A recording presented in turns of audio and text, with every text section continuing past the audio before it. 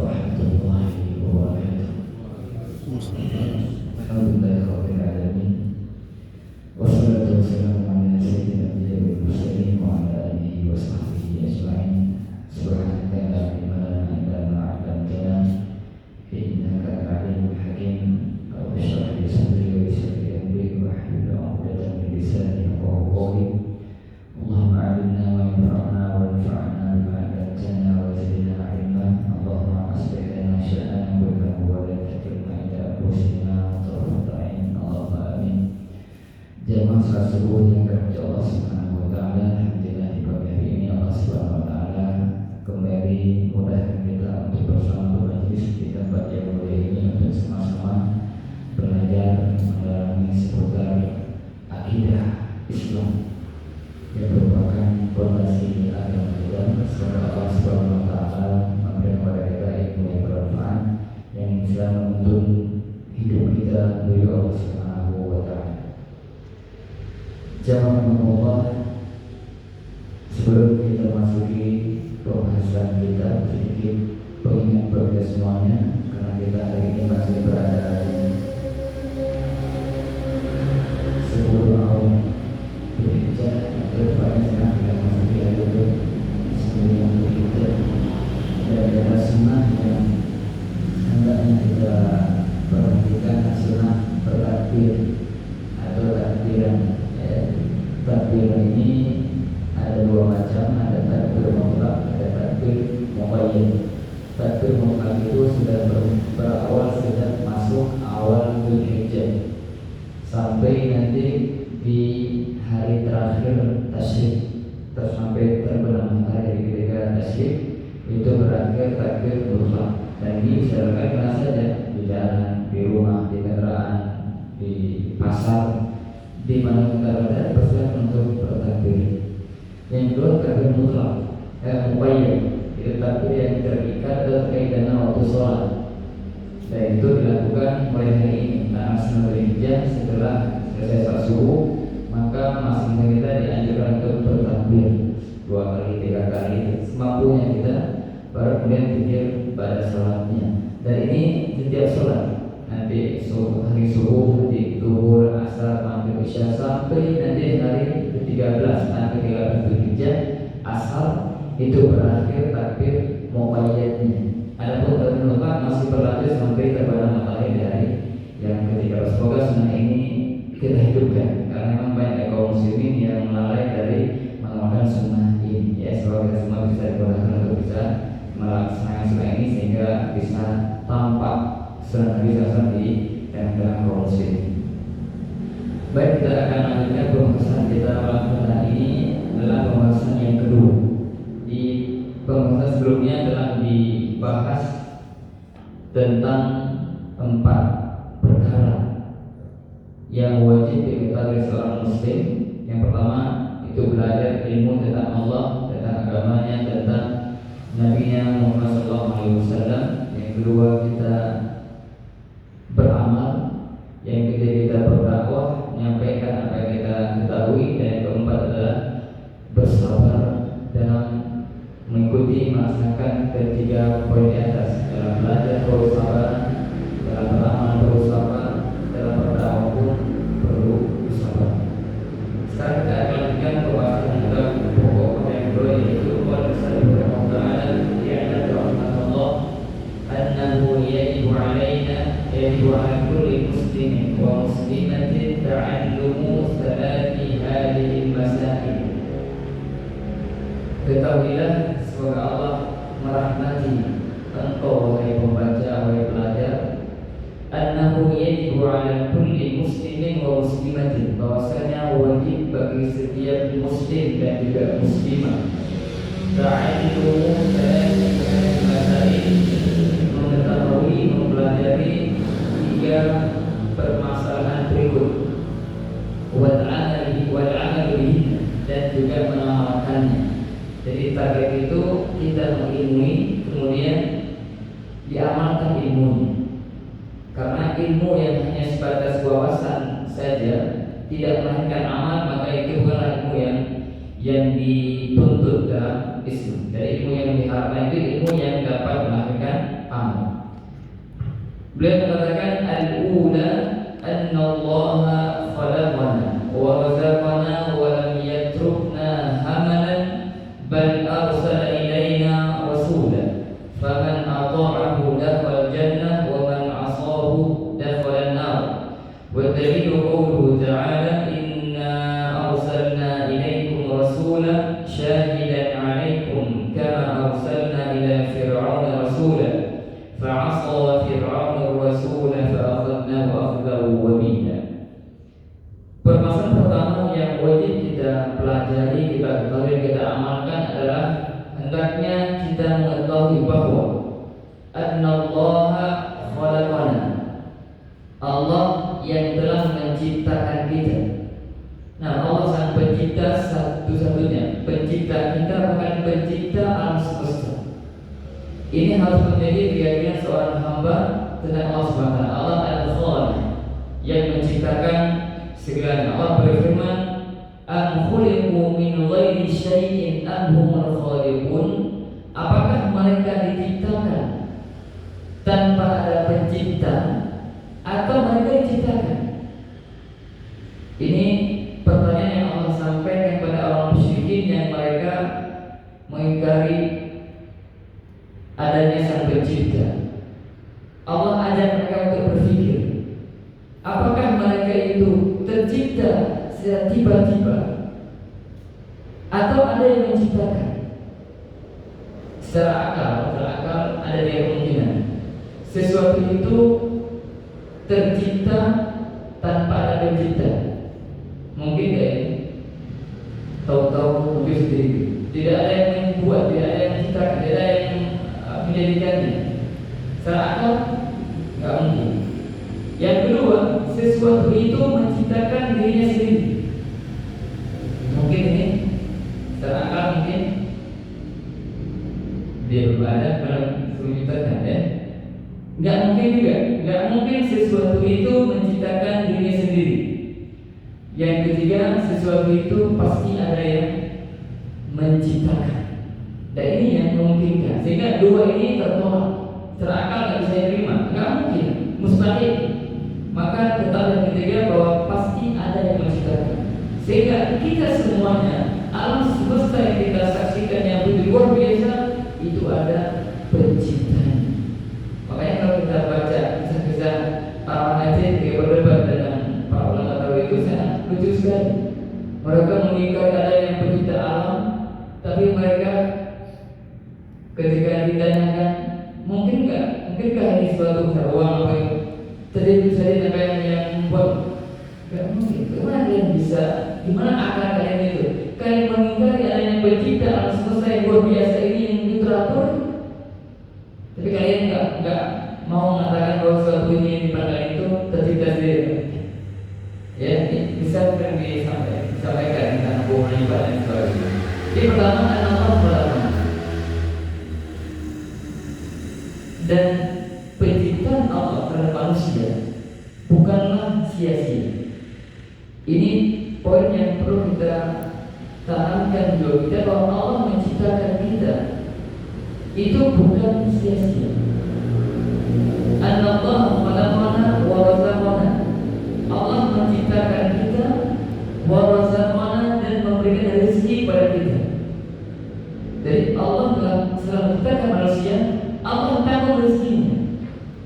Allah beri rezeki pada manusia, bahkan kepada seluruh makhluk yang bernyawa, Allah yang tanggung rezekinya. Innallaha huwa razzaqu dzul quwwatil matin. Sesungguhnya Allah Maha Pemberi rezeki dan Dia Maha Kuat.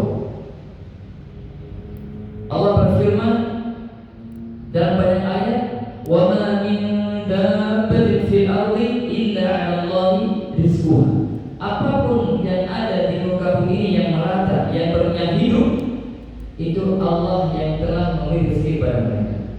Dan terus manusia, Allah menciptakan manusia dan Allah menanggung rezeki mereka. Dan ketika Allah menciptakan kita, lantas memberi rezeki kita, tujuannya apa?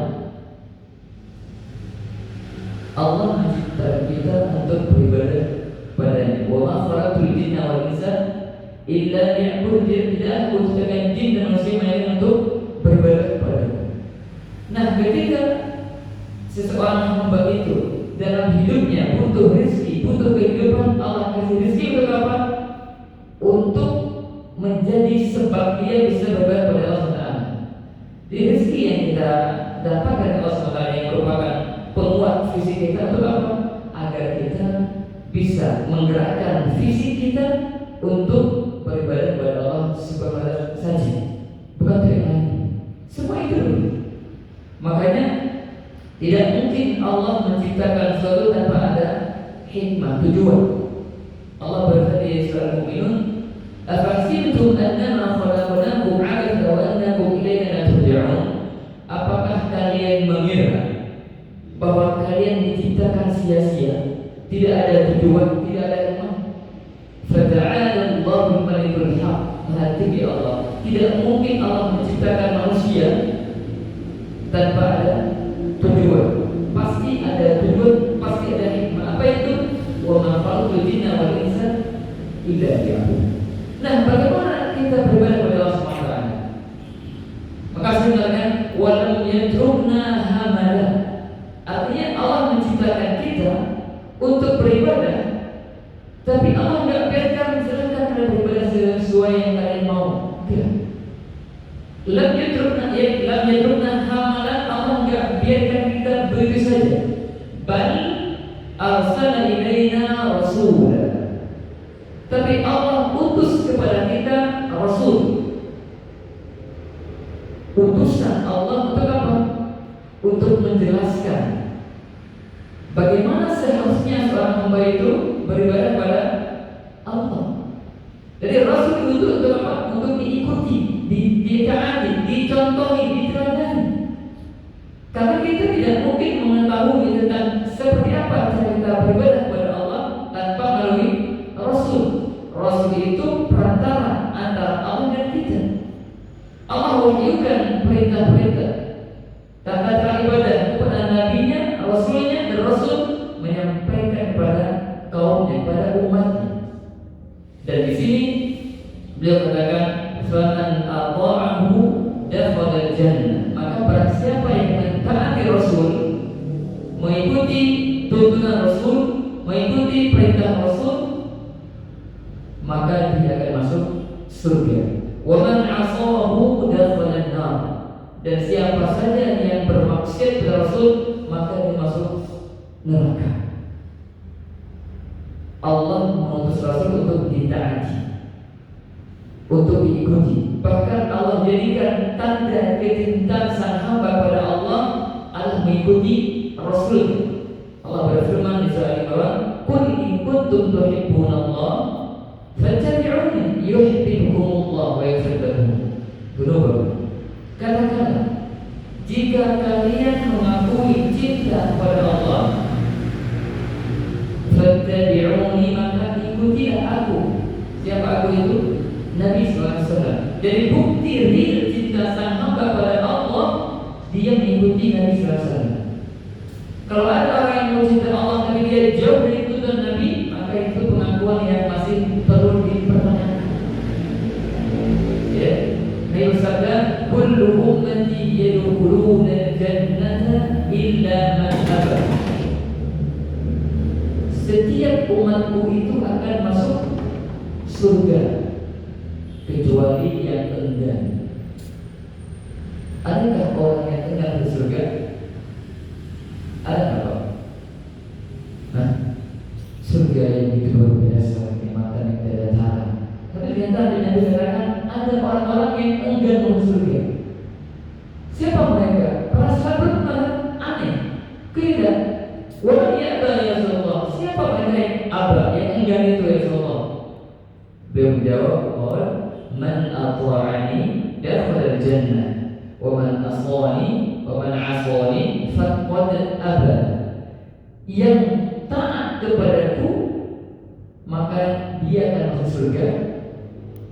Wa man asani, yang bermaksud kepadaku, dialah orang yang enggan. Jadi sejatinya hakikatnya orang yang enggak mau taat pada Nabi, kepada Rasulullah SAW, itu dia seakan manusia nggak ingin masuk surga. Walaupun sekali saja nggak mati, tapi secara realita dia, sikap dia, itu dia sama manusia nggak mau masuk surga. Makanya ketika Allah menciptakan kita, memberi kepada kita, dan Allah utus Rasul agar kita bisa mengerti bagaimana kita mendekatkan kepada Allah Subhanahu Wa Taala, maka kita wajib mengikuti Rasul. Wa dalilu ta'ala, maklum bukan dari sini, inna arsalna ilaikum rasulan kama arsalna ila fir'auna rasulan. Sesungguhnya kami telah mengutus kepada kalian seorang rasul. Syahidan alaikum. Siapa rasul yang dimaksud? Muhammad sallallahu alaihi wasallam. Syahidan alaikum, sebagai saksi atas kalian. Kama arsalna ila fir'auna rasulan, sebagaimana kami telah utus kepada Fir'aun seorang rasul pula. Siapa namanya? Musa alaihissalam. Fa'asa Fir'aun ar-rasul. Maka Fir'aun bermaksiat kepada Rasul. Artinya Fir'aun tidak mengimani kepada utusan Allah Musa alaihissalam. Fa'akhadnahu akhdahu wabila, maka Allah pun hukum dia dengan hukum yang sangat dahsyat. Ini dan mengatakan bahwa ketika Allah mengutus Musa pada Fir'aun dan Fir'aun tidak mau taat, tidak mau beriman, maka Allah hukum dia. Pun demikian berlaku jika Allah mengutus Muhammad SAW pada umatnya, lantas ada umatnya yang bermaksiat kepadanya, itu artinya dia telah terancam dengan Allah Subhanahu wa Ta'ala. Ya, ini poin pertama yang hendaknya kita ketahui dan amalkan. Kita meyakini Allah Sang Pencipta, Dia yang beri rezeki kepada kita, dan Allah menciptakan kita tidaklah sia-sia, dan tujuan yang sangat mulia itu untuk beribadah hanya kepadanya saja. Dan ketika Allah perintahkan kepada kita, Allah enggak biarkan kita begitu saja terserah masing mikir cara beribadah. Enggak, Allah utus Rasul agar Rasul memandu kita. Begitu cara beribadah kepada Allah Ta'ala. Begini jalannya, begini caranya. Nabi diutus begitu. Wa ma arsalnaka illa kafatan lin-nasi basyiran wa nadhira. Tidaklah kami utus engkau Muhammad kepada seluruh manusia, mereka untuk menjadi mubasysyira wa nadhira, memberi kabar gembira. Yang taat surga, yang bermaksiat nadhira, beri peringatan. Yang maksiat maka akan mendapatkan ancaman neraka. Kemudian poin yang kedua, al-thani anna Allah la yarda an yushraka ma'ahu ahadun fi ibadati, la malakun muqarrabun wa la nabiyyun mursalun, wa dalilu qawluhu ta'ala wa anna al-masajida lillahi fala tad'u ma'a Allahi ahada. Permasalahan yang kedua adalah bahwasanya Allah tidak ridha dipersekutukan dengan siapapun dalam ibadah kepadanya.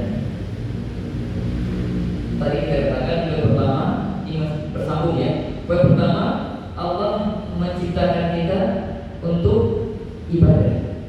Allah utus Rasul agar Rasul menyampaikan kepada kita bagaimana kita beribadah kepada Allah. Di poin yang kedua ini, penulis mengatakan bahwa Allah tidak akan pernah ridho sampai kapanpun dipersekutukan ia dalam ibadah.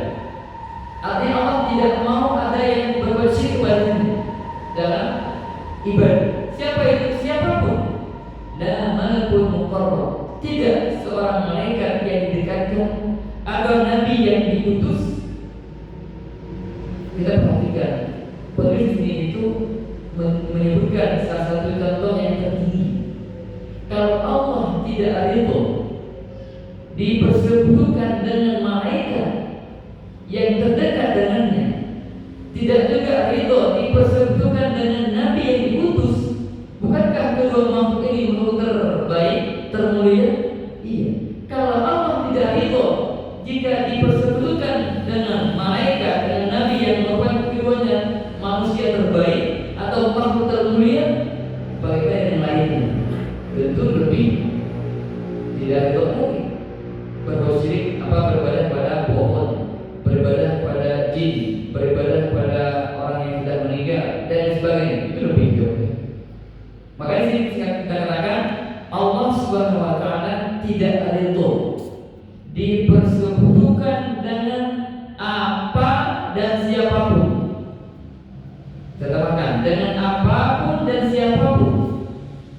Karena sekarang bahkan itu ada yang berusaha bukan dengan manusia, tapi dengan pohon, dengan bintang. Apapun itu tidak boleh dipersembahkan ibadah kepada Allah saja. Jadi poin yang kedua ini penulis ingin menegaskan bahwa jika kita itu diciptakan untuk ibadah, maka ketahuilah bahwa ibadah itu tidak boleh diberikan kepada selain Allah. Semuanya harus dipersembahkan untuk Allah saja. Karena kalau seorang hamba itu mempersembahkan ibadah kepada selain Allah, baik itu kepada malaikat, kepada nabi, kepada wali, kepada pohon, kepada apapun itu bentuknya selain Allah, maka dia akan terjatuh dalam syirik besar. Dan syirik ini dosa yang sangat berbahaya. Dalam banyak ayat Allah berfirman, misalnya di surat An-Nisa ayat 48 dan 16, Allah berkata, "Innallaha la yaghfiru ay yushraka bih." Sesungguhnya Allah tidak akan mengampuni orang yang berbuat syirik padanya. Dosa syirik itu tidak akan terampuni kalau dia mati sebelum bertobat. Mungkin kalau dia mati lagi berzina atau dari mati, masih ada harapan diampuni, ada harapan. Tapi kalau dia berbuat syirik lantas mati, tertutup harapan diampuni. Sudah neraka tempatnya. Yang kedua adalah bahaya syirik besar itu adalah Allah menggugurkan semua amal soleh.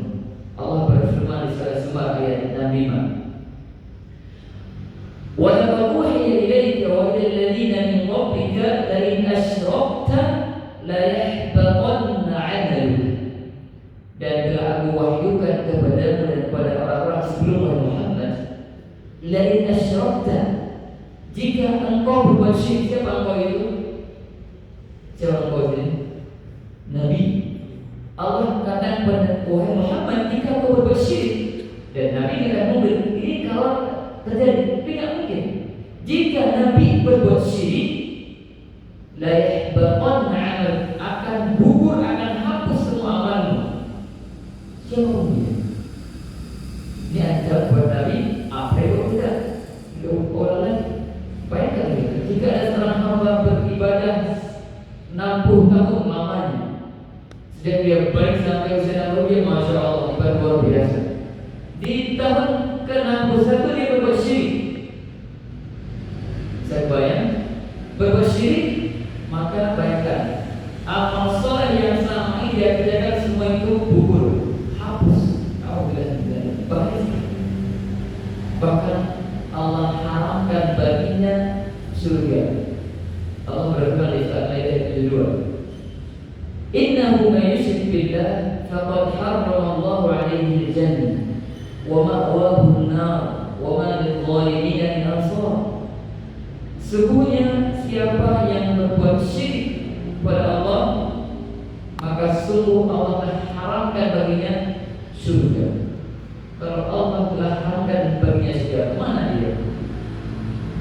Baik dunia, baik ada. Wa ma'wahu an-nar, tempat kembalinya neraka. Karena di akhirat nanti mana itu ada kembali? Surga, neraka. Kalau tidak ada neraka. Kalau Allah haramkan bagi dia surga, ya tidak ada lain, neraka tempatnya. Wa ma lidh-dhalimin min ansar, dan tidak ada bagi orang musyrik itu seorang penolong pun. Selesai. Ini diantara dahsyatnya dosa syirik. Maka ini harus menjadi perhatian kita, jangan sampai kita terjebak dalam dosa yang berbahaya ini. Dan jangan pernah merasa aman. Oh, saya kan orang beriman, iman saya itu kuat, sering ke masjid, kajiannya nggak pernah ketinggalan, ya aman saya.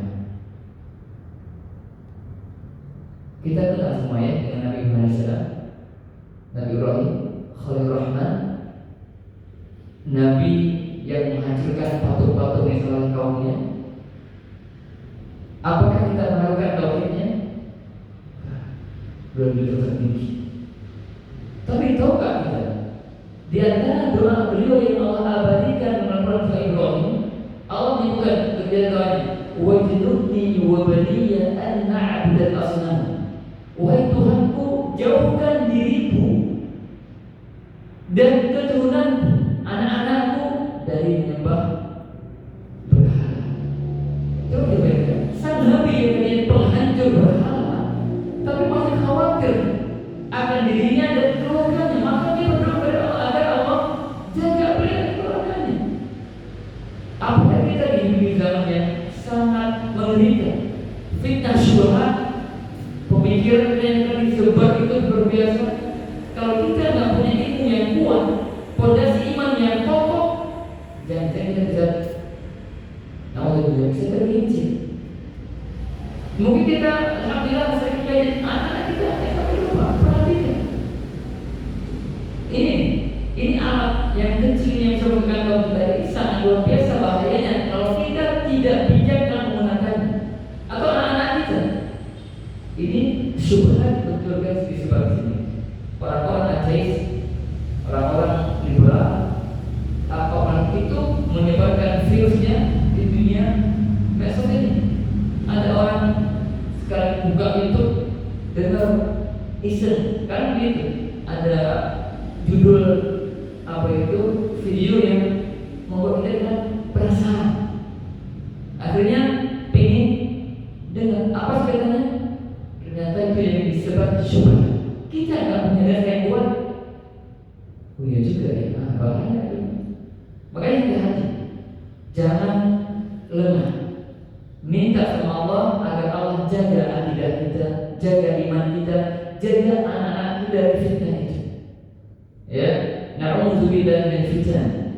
Ma dhahara minha wa batin. Kita berlindung dari fitnah baik yang tampak maupun yang tersembunyi. Semua itu sangat berbahaya. Maka masalah akidah, masalah tauhid, masalah iman, masalah yang harus menjadi perhatian kita sebagai orang muslim. Jangan lengah. Ya, jangan lengah. Kita senantiasa minta Allah agar Allah menjaga akidah. Jangan sampai terpengaruh dengan hal-hal yang mengotori atau tidak. Kalau saya berkata, buat dalil qauluhu ta'ala, dalil yang beliau jadikan dasar untuk menyatakan apa yang beliau bahwa Allah tidak rela dipersekutukan. Firman Allah Ta'ala, wa annal masajida lillahi fala tad'u ma'allahi ahada. Dan bahwasanya masjid-masjid itu adalah milik Allah. Masjid dibangun untuk Allah, untuk beribadah kepada Allah. Fala tad'u ma'allahi ahada. Maka janganlah kalian menyeru berdoa kepada selain Allah siapapun yang di sana. Masjid untuk beribadah kepada Allah, maka tidak boleh kita atau siapapun dia beribadah kepada selain Allah di sana. Kata masjid di kata ulama, ada yang mengatakan maknanya masjid yang kita akan pelajarannya. Ada yang mengatakan umum bahwa bumi yang kita pijak ini itu disebut dengan masjid juga. Ya. Seperti hadis, wa ja'alat lil ardi masjidan wa tahura. Allah jadikan bumi itu sebagai masjid dan air suci. Bumi Allah jadikan untuk Nabi sallallahu umatnya sebagai masjid, tempat sujud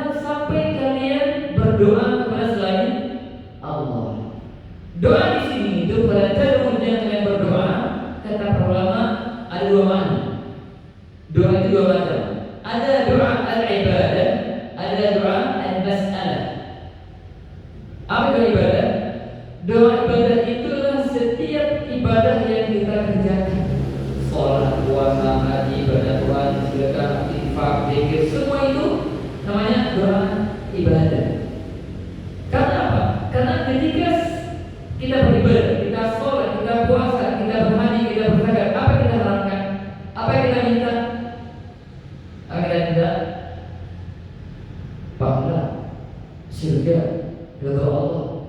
Secara tidak langsung dengan perbuatan kita itu kita sedang minta dalam pahalanya, ridhonya, surganya. Ini sudah apa? Doa ibadah. Yang kedua adalah doa al-mas'alah, doaul mas'alah. Doa yang bermakna permohonan langsung. Seperti ya Allah, mudahkanlah urusan. Allahumma ghfirli, ya Allah ampuni aku.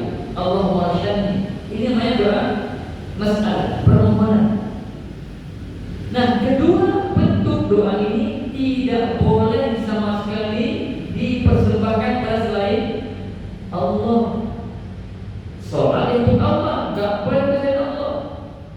Minta kebutuhan, minta diampuni dosa, minta dimudahkan urusan pun kepada Allah, bukan pada yang lainnya. Ini tauhid harus tertanam jiwa kita, ibadah hanya untuk Allah saja, tidak boleh diberikan pada selainnya. Itu poin kedua. Poin yang ketiga, adzalisa. Jadi poin yang ketiga ini adalah konsekuensi dari poin kedua. Poin yang ketiga yang disampaikan konsekuensi dari poin pertama dan poin kedua. Apa itu? Kita katakan adzalik anna man ata'a ar-rasul wa wahhada Allah la yajuzu lahu muwalatu man hadda Allah wa rasulahu walau kana aqrab qaribin. Dan bahwasanya barang siapa yang mentaati Rasul, yang disebut poin pertama, ya, Allah utus Rasul itu apa? Ditaati. Barang siapa yang mentaati Rasul, wa wahhada Allah, dan mentauhidkan Allah, yang disebutkan di poin kedua, bahwa Allah enggak rela dipersekutukan dan siapapun dan apapun, tapi Allah harus ditauhidkan. Barang siapa yang mentaati Rasul dan mentauhidkan Allah dan beribadah hanya kepada Allah, fala yajuzu lahu, la yajuzu lahu, tidak boleh baginya bermualah. Bermualah itu berloyalitas, mencintai siapa? Man hadallahu rasulahu, orang-orang yang menentang Allah dan Rasul. Barang siapa yang mentaati Rasul dan mentauhidkan Allah, maka tidak boleh baginya sama sekali mencintai orang-orang yang menentang Allah dan Rasulnya, walau kana aqrab qarib, sekalipun itu orang kafir itu orang terdekatnya, bapaknya misalnya atau keluarga dekatnya, siapapun itu, jika dia orang kafir menentang Allah dan Rasulnya, tidak boleh dicintai. Ini namanya akidah al-wala wal bara. Dalam bab itu al-wala wal bara, mencintai dan membenci. Seorang muslim, seorang yang bertauhid, saya beriman, wajib mencintai keimanan dan orang yang beriman. Di waktu yang sama dia wajib membenci kekufuran, kesyirikan dan orang-orangnya. Karena iman kita pada Allah tidak mungkin bersatu dengan cinta pada kesyirikan. Masa kita mengatakan Allah Al-Ahad yang Maha Esa, di waktu yang sama kita mengatakan kita mencintai orang-orang yang mengatakan Allah tiga, atau Tuhan tiga, atau yang mereka yang menyembah berhala. Enggak mungkin ketemu itu. Maka orang yang beriman itu, yang lurus imannya, tidak akan mungkin mencintai orang-orang kafir yang menentang Allah dan Rasulnya, sekalipun itu orang terdekatnya. Beliau mengatakan buat dari Allah Ta'ala, la tajidu qauman yu'minuna billahi wal yawmil akhir yuwadduna man hadda Allah wa rasulahu. Kamu Muhammad tidak akan mendapati suatu kaum yang mereka itu beriman kepada Allah dan keimanan yang benar, wal yaumil akhir, dan juga beriman kepada hari akhir, yuwaduna, mereka mencintai, man hadda rasulah, orang-orang yang menentang Allah dan Rasulnya. Enggak mungkin. Jadi orang yang lurus imannya, yang benar imannya pada Allah dan hari akhir, tidak akan mungkin dia mencintai orang yang menentang Allah dan Rasulnya. Kenapa? Karena itu konsekuensi iman. Konsekuensi iman itu mengharuskan dia membenci orang kafir dan kesyirikan kafir mereka. Walau kana aba'ahum aw abna'ahum aw ikhwanahum aw ashiratahum, sekalipun mereka itu orang kafir itu yang menentang Allah dan Rasulnya, itulah bapak-bapak kalian, bapak mereka, anak-anak mereka, saudara mereka, atau keluarga besar mereka. Kan orang terdekat semua ini, bapak, ibu, anak, keluarga, keluarga besarnya atau marganya, mobilnya, itu terdekat semua. Tapi jika mereka musuh Allah, menentang Allah, tidak boleh dicintai.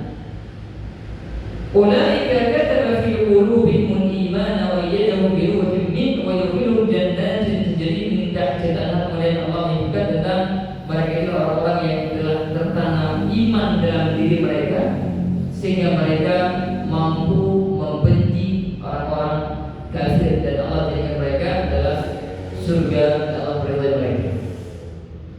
Agar kita tidak salah paham dalam bab ini, perlu saya sebutkan beberapa poin untuk memudahkan kita memahami tentang hakikat dari membenci orang kafir alias tidak boleh mencintai.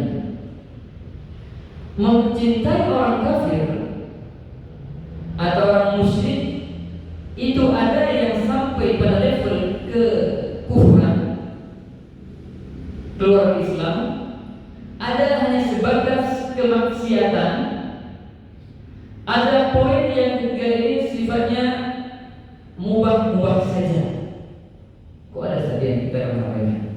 Tapi yang pertama, mencintai orang kafir yang bisa menjerumuskan seseorang kepada kekufuran, keluar dari Islam, itu cinta terhadap kekufurannya, cinta terhadap agamanya. Si A mencintai si Fulan, atau namanya si Robert, Robert ini, si Robert ini dia namanya agama kafir, apapun namanya. Nah si A ini melihat si Robert ini, dia taat sekali dia, tempat ibadahnya tiap hari, orangnya baik gitu ya. Dia cinta karena dia orang taat sama agamanya. Nah cinta seperti ini itu cinta yang buat seorang itu kufur, murtad. Kenapa? Karena dia meridhoi agama kafir itu, suka dengan agama si bulan itu. Tiap hari dia rajin ke gereja katanya. Dia suka sama dia, kenapa? Dia taat beribadah pada Tuhannya. Siapa Tuhannya? Patung. Ini bahaya. Maka kata ulama, poin seperti ini dihukumi kufur. Apa yang kedua, dia mencintai bahkan menolak orang-orang kafir untuk memerangi Islam. Ini diantara bentuk muana cinta atau menolong yang dapat menjerumuskan dalam kekafiran. Maka harus sadar. Dan ini orang-orang yang beriman, imannya lurus, gak akan mungkin ini terjadi. Allah akan katakan, dan jadi gak akan mendapatkan. Kalau orang yang imannya itu lurus, itu benar, dia gak akan mencintai agama orang lain. Karena dia tahu inna dina indallah al-Islam, agama satu-satunya yang harus Islam.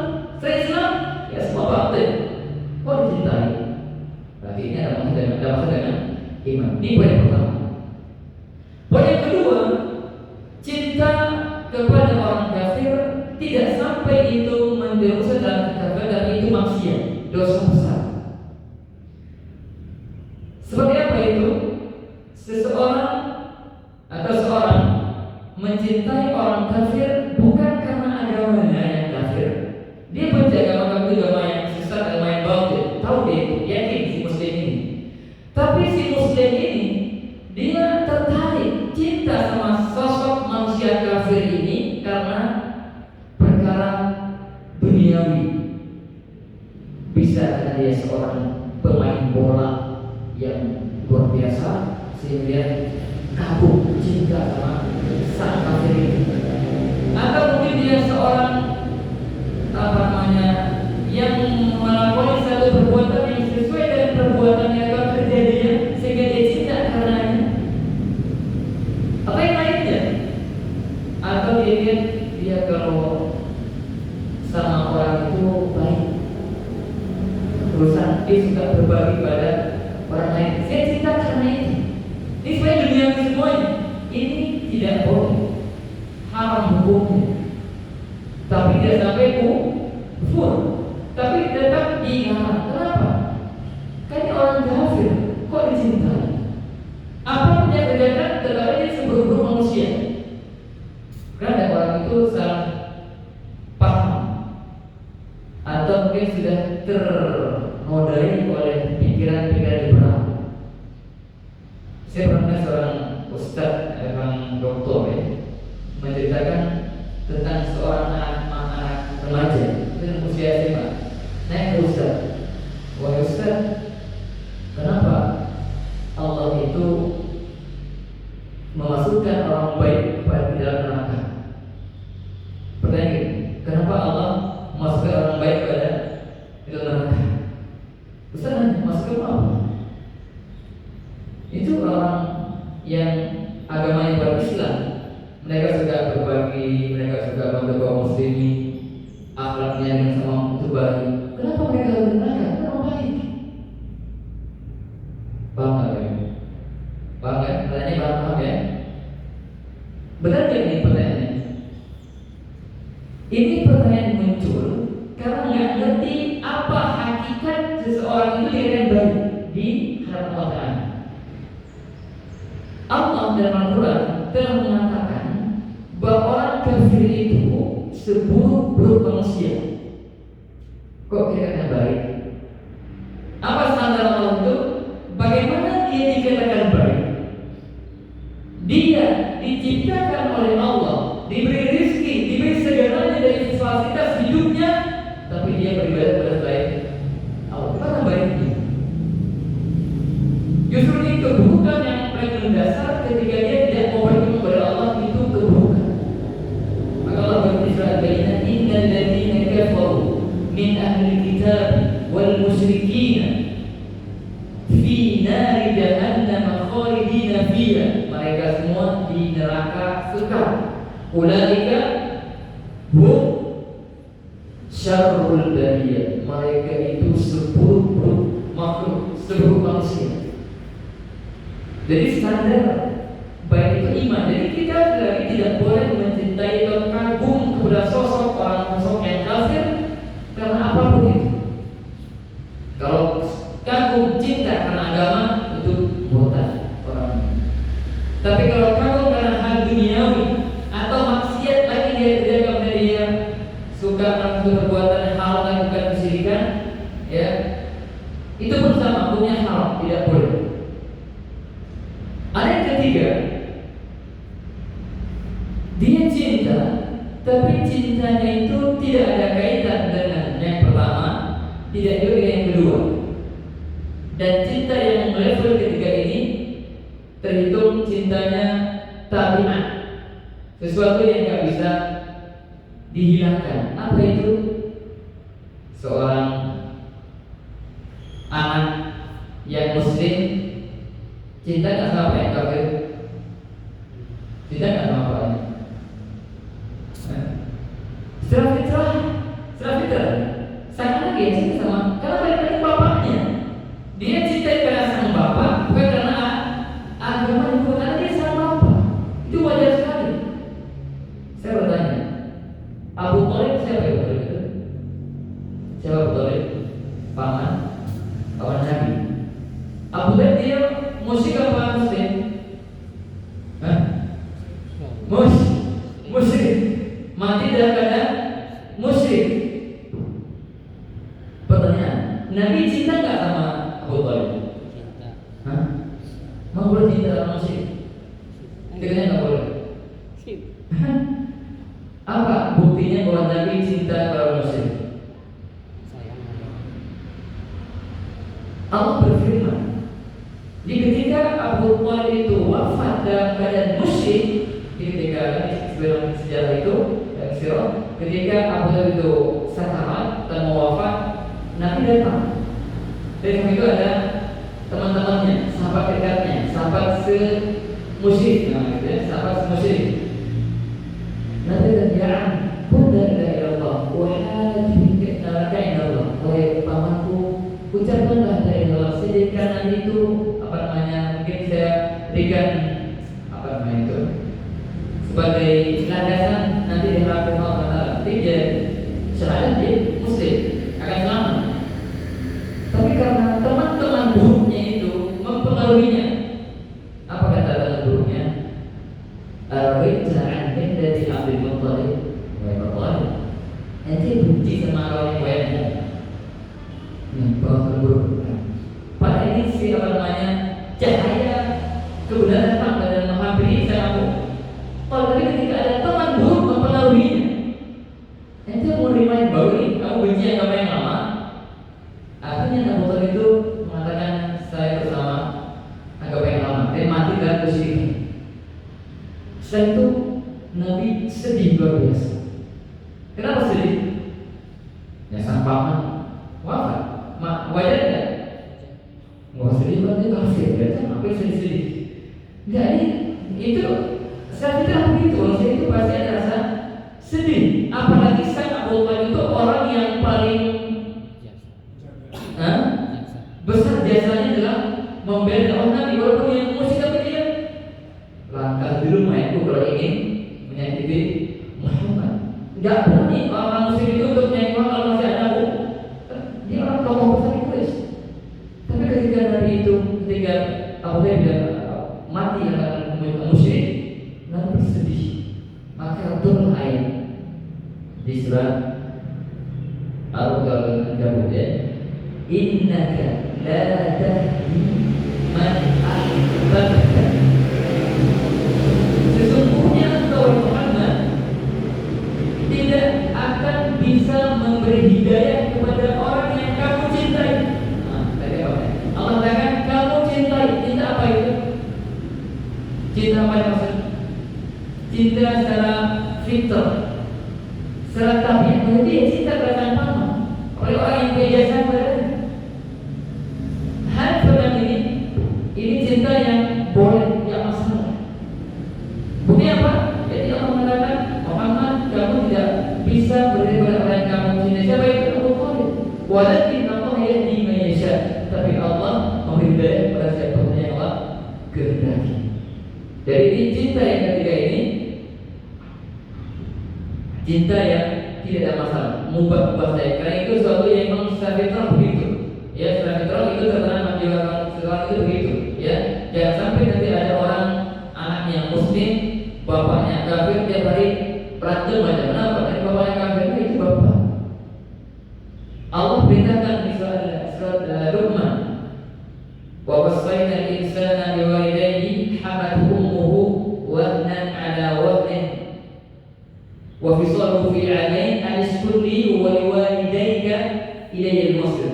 Allah wasiatkan untuk berbuat baik pada kedua orang tua. Singkatnya, dan Allah perintahkan kita untuk berterima kasih, bersyukur kepada orang tua kepada Allah SWT. Berikutnya, wa in jahada 'ala an tusyrika bi ma laysa laka bi'ilm fala tuti'huma. Ingat, tapi jika kedua orang tuamu memerintahkanmu untuk berbuat syirik kepadaku, syirik dosa bukan?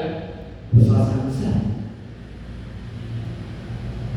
Orang tua yang musyrik memerintahkan anaknya berbuat syirik, atau orang tua yang muslim tapi muslimnya kurang taat sehingga perintahkan anaknya untuk bermaksiat, maka bagaimana sikap? Allah katakan, "Fala tuti'huma." Jangan kalian taati keduanya. Jangan kalian taati keduanya. Tapi apa? Wasahibhuma fid dunya ma'rufa. Dan bersahabatlah dengan mereka dengan cara yang baik selama hidup di dunia. Perhatikan, sekalipun kedua itu musyrik, duniawi, amal keseharian, ya baik. Nggak boleh seorang anak yang muslim lantas tentang ngapain masih kafir, tiap hari dicela, tiap hari dia cuma mikir di orang lain, nggak boleh. Islam nggak ada begitu. Dulu ketika Asma hijrah ke Madinah, dia orang Islam. Ketika ibunya belum masuk Islam, suatu hari ibunya datang dari Mekah ke Madinah. Itu berhari-hari kalau teman dulu ya. Ngapain? Mengunjungi sang putri. Putrinya sudah masuk Islam. Datanglah ke rumah Asma itu, sang ibu dan sang anak. Nolak dulu, entar dulu. Setelah perlu ke Nabi, boleh nggak ini Pak Ibu masih musyrik? Saya muslim. Entar dulu. Datang Asma ke Nabi Sallam, cerita Rasulullah, ini ibu saya dari kota Mekah datang kemarin untuk silaturahmi. Silaturahmi bahasa kita ya. Bagaimana sikap saya? Nabi katakan, sini umat, sambungkan silaturahmi dengan ibu. Udah ya, maka masuk. Paling itu muslim. Karena itu antara hubungan sosial dibolehkan. Ya, itu pertama. Jadi itu cinta yang boleh. Yang terakhir sebagai penutup, bedakan antara masalah cinta. Cinta itu mana buatnya? Hati. Cinta itu perbuatan hati. Dengan sikap zahir. Tadi itu, ketika tadi kita sama orang tua atau siapapun yang orang tua yang kafir, dia secara hati benci. Tapi sikap zahirnya baik. Dan ini berlaku kepada siapapun orang kafir yang tidak mengganggu kaum muslimin, harus berbuat baik secara zahir dan mereka bermuamalah dengan muamalah yang baik. Allah berfirman di surat Al-Mumtahinah atau Mumtahanah, la yanhaakumullahu 'anil ladzina lam yuqatilukum fid din wa lam yukhrijukum min diyarikum an tabarruhum wa tuqsitu ilaihim. Allah tidak melarang kalian untuk berbuat baik, berinteraksi sosial secara yang patut dengan orang-orang kafir yang tidak memerangi kalian, tidak mengusir kalian dari rumah kalian. Allah enggak melarang kita berbuat baik kepada mereka, enggak melarang kita berbuat adil kepada mereka. Diperintah. Bahkan Allah menyintai orang yang berbuat adil kepada mereka. Sekarang di negara kita banyak orang musyrikin, orang kafir banyak yang punya toko, punya mungkin banyak jasa orang. Boleh nggak kita beli di toko mereka? Boleh. Itu urusan duniawi, muamalah duniawi. Enggak salah, tidak masalah. Ya. Tapi kalau mereka itu orang-orang yang memerangi orang Islam, menyerang kaum muslim, maka itu tidak boleh. Ayat ini mengatakan, innama yanhaakumullahu 'anil ladzina qataluukum fid-din wa akhrajukum min diyarikum wa dhaharu 'ala ikhrajikum an tawallawhum. Hanya saja yang Allah larang itu mencintai orang-orang yang akan berbuat baik pada orang-orang yang memerangi kalian karena agama kalian, mengusir kalian.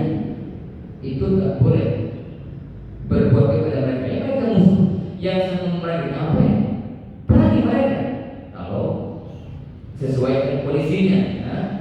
Jadi ini yang kita bedakan antara cinta hati terhadap kekafiran, kemusyrikan, kekufuran, dengan sikap zahir kita lahiriah. Dibedakan. Yang sampai nanti dicampur adukan. Berarti kalau kita nanti belajar ke orang kafir, kita cinta mereka, tidak ada hubungan. Itu masalah dunia, silakan memberi karena di toko itu lebih bagus. Tidak masalah. Itu secara umum sah-sah saja, tidak usah dicela. Ya, walaupun kalau ada yang komunikasi di utama, tapi secara hukum tidak masalah. Kenapa? Karena itu hanya sebatas interaksi sosial, muamalah biasa, bukan kaitan dengan kecintaan hati. Ini 3 poin penting yang perlu kita pahami dan kita yakini, kemudian kita amalkan dalam keseharian kita. Yang pertama, saya ulang sebagai kesimpulan bahwa Allah telah menciptakan kita, lalu Allah rezekikan kita, dan Allah tidak biarkan kita begitu saja, tapi Allah utus Rasul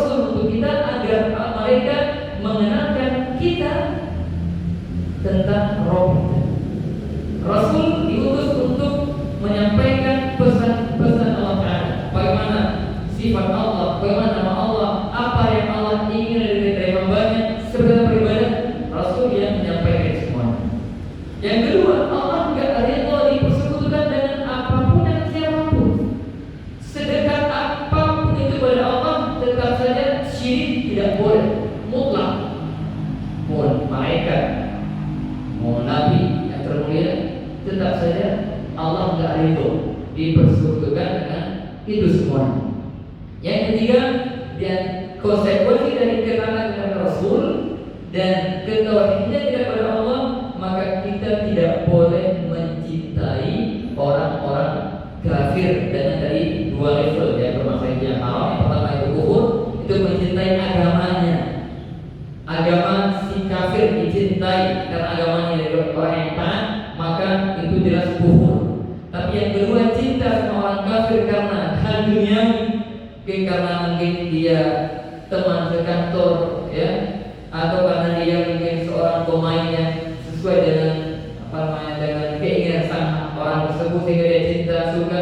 Ini semuanya haram, maksiat, tapi tidak sampai ke level yang pertama, kufur. Yang ketiga, ini cinta yang boleh-boleh saja secara fitrah. Tapi itu cinta yang seperti contoh cinta anak pada bapak atau sebaliknya atau saudaranya yang kafir, itu hal yang wajar. Cinta karena ada ikatan darah saja, itu bukan yang lainnya, ya. Dan kita membedakan antara cinta yang itu sumbernya dan hati-hati dengan sikap kita secara muamalah, itu dibedakan.